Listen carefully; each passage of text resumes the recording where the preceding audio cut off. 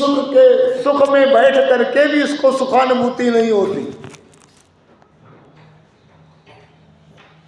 मछली जल में है फिर भी प्यासी है, मछली जल में है और फिर भी प्यासी। ऐसे ही मन जो है, मन है कहाँ? जहाँ पर है वहाँ पर आत्म तत्व स्वयं विराजमान है। वहाँ पर विराजमान होकर के भी मन की जो प्रवृत्ति है वो बहिर्मुखी है। मन इंद्रियों के द्वारा जो है बाहर सुख को देखता है। घट भीतर कृष्ण गोपाल तू बाहर खोजन जाए। घट भीतर कृष्ण गोपाल तू बाहर खोजन जाए। तू बाहर खोजन जाए। तू बाहर खोजन जाए। घट भीतर कृष्ण गोपाल तू बाहर खोजन जाए। इसलिए मन जब अंतर्मुखी हो, मन जब अंतर्मुखी हो, इसीलिए भगवान राम ने कहा सन्मुख होई जीव मोहि जबहि। जन्म कोटि अघ नासहु तबहि। सन्मुखता चाहिए, परांमुख हो। हमारी सन्मुखता जो है विषयोन्मुखी है, बहिर्मुखी है, संसारोन्मुखी है, भोगों में सुख चाहती है और भोगों में सुख है ही नहीं। संसार में कहीं तो सुख नहीं है तो कहाँ सुख आएगा, कहाँ से आएगा? इसलिए सज्जनों, आत्मा और अनात्मा का विवेचन करो, विवेक करो। आत्मा क्या है और अनात्मा क्या है? आत्मा एक है और इसके अतिरिक्त जो कुछ आप विचार करते हो सब अनात्मा है। आत्मा एक है। जैसे विद्युत एक है, इंस्ट्रूमेंट अनेक है, ऐसे ही आत्मा एक ही है, दूसरा है ही नहीं। इसका विवेचन करो, विचार करो और इसके लिए हमारे ग्रंथ हैं, महावाक्य हैं, तत्त्वमसि आदि महावाक्य हैं। तत्व त्वम असि, वह जो सर्वव्यापी है वही तुम हो। तो सर्वव्यापी तो ब्रह्म है, सभी कहे कि ब्रह्म है, परमात्मा है। वो जो सर्वव्यापी परमात्मा है, चैतन्य है, ब्रह्म है, वही आत्मा है। हम अपने को आत्मा तो मानते ही है ना, ब्रह्म नहीं मानते, आत्मा मानते ही। भले ही आत्मा शरीर को ही मान ले, लेकिन आत्मा अपने को मानता है। ये कोई नहीं कह सकता मैं आत्मा नहीं।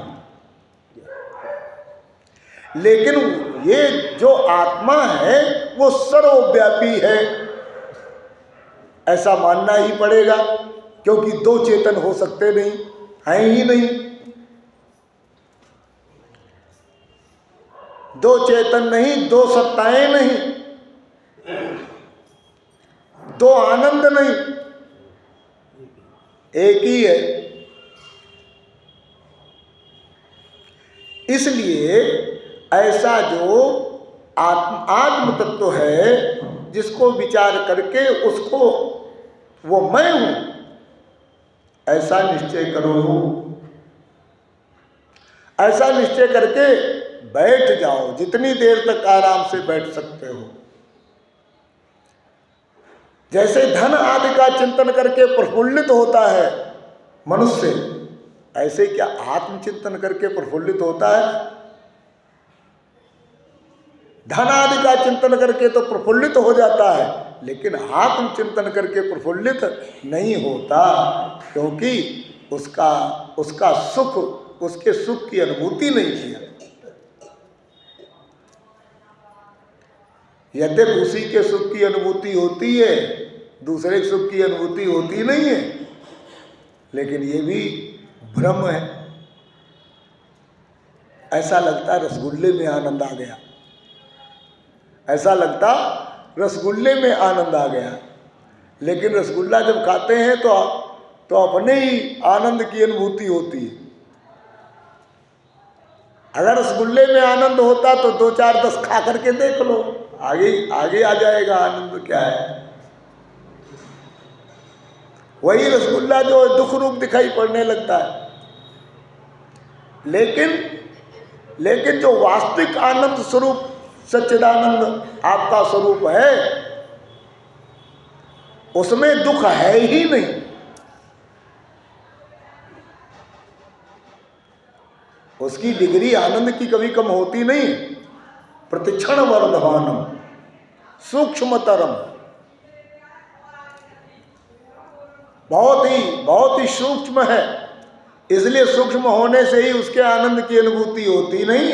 और बहिर् पदार्थ जब प्राप्त होता है तब लगता है ये पदार्थ सुख स्वरूप है, आनंद स्वरूप है। महापुरुषों की शरण में जाकर के, गुरुजनों की शरण में जाकर के इसका विचार कर लेना चाहिए कि ये जो पदार्थ सुख रूप है या कुछ और सुख रूप है। यही जो विचार है, यही विवेक कहलाता है। सद असद का विचार करो। असद जो पदार्थ आदिक हैं वे सुख रूप कैसे हो सकते हैं?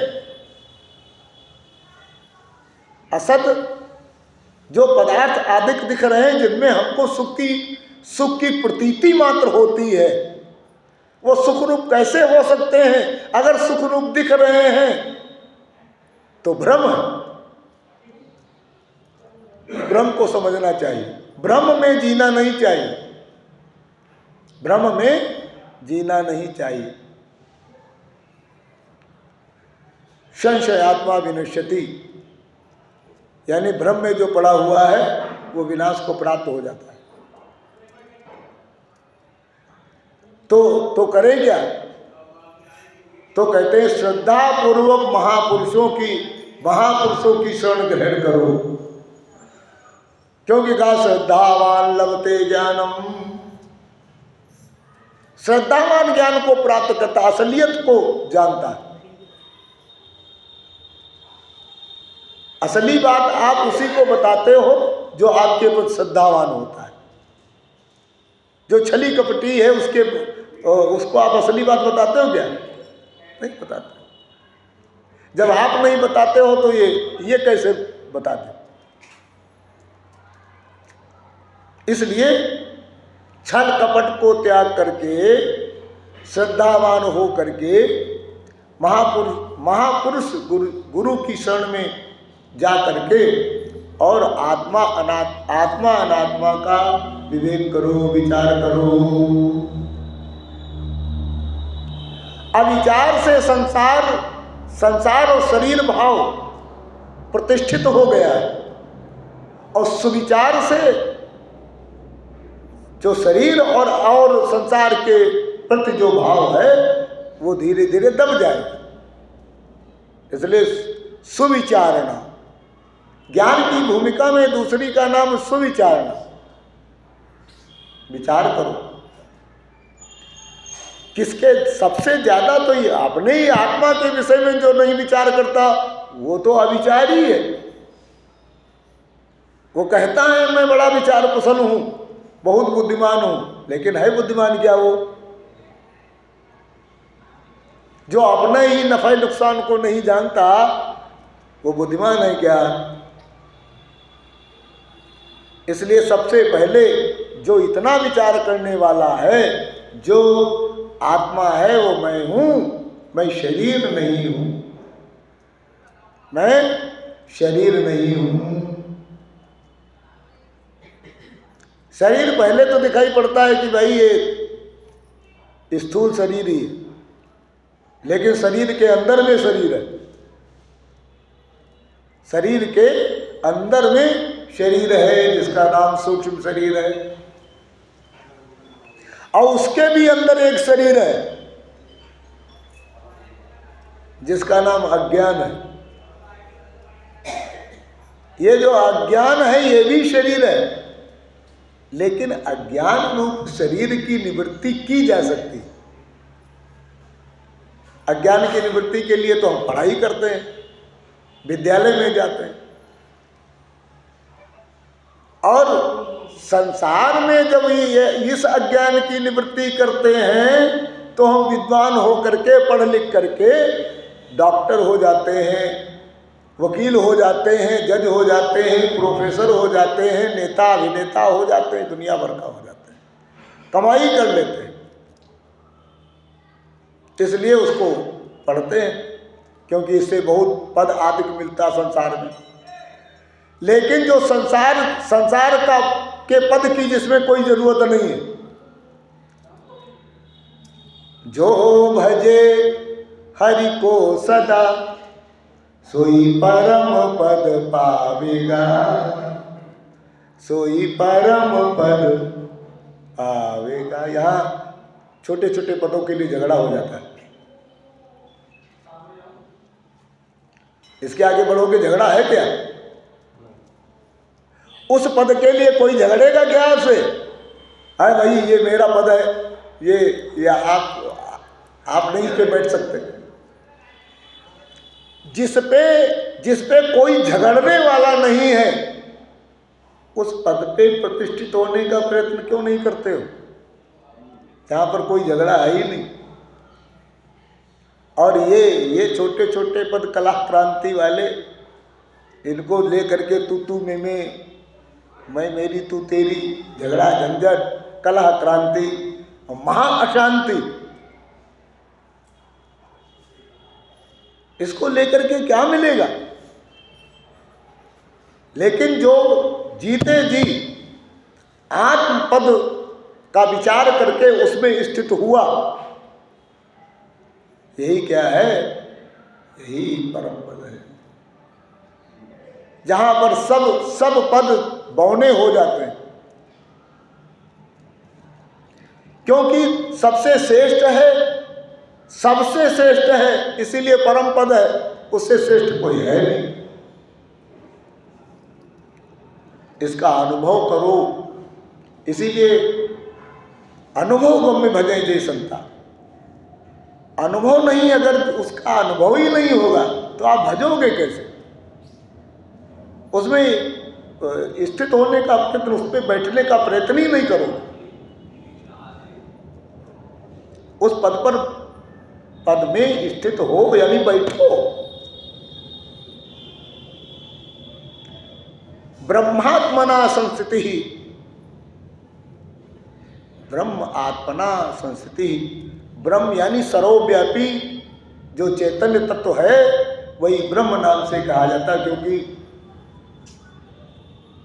जहां तक माया का विस्तार है, जहां तक माया का विस्तार है, क्योंकि आपको विस्तार जो दिखेगा वो सब माया का, और तो विचार ही नहीं कर सकते।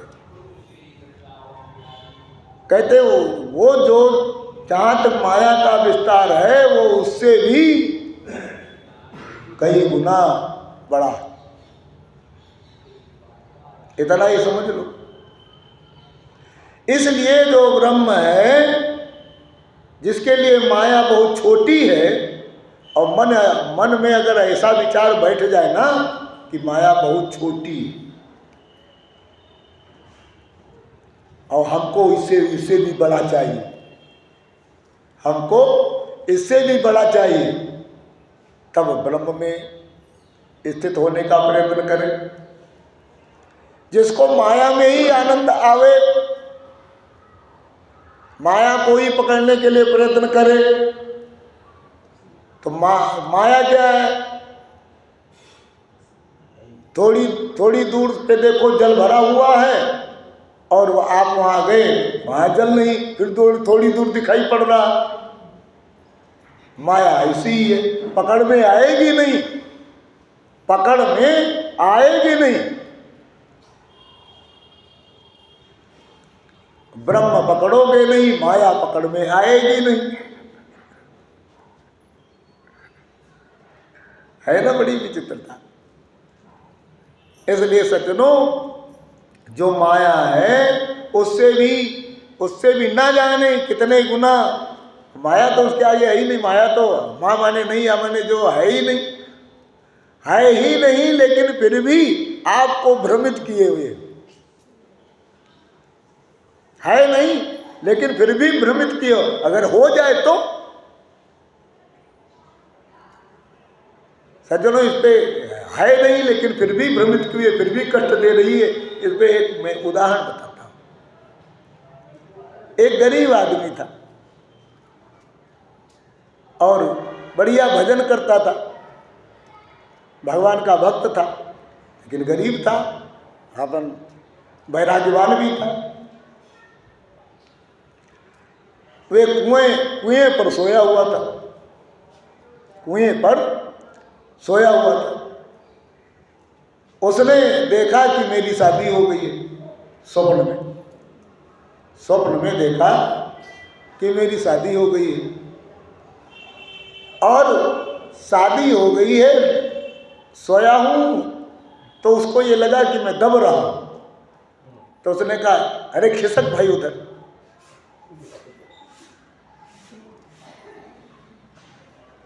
उसने कहा, भाई इधर जगह नहीं है, आप खिसको। वो खिसका, कुएं में गिरा जाकर के। अब कुएं में जब देखा, अरे मैं तो कुएं में हूं, तब उसको याद आई जो स्वप्न वाली नारी पत्नी जो कुएं में इतनी जल्दी गिरा सकती है नहीं, और हो जाए तो क्या होगा। ऐसे ही माया है नहीं, तब इतना परेशान करती हो जाए सही, असली हो जाए तो क्या होगा। है नहीं,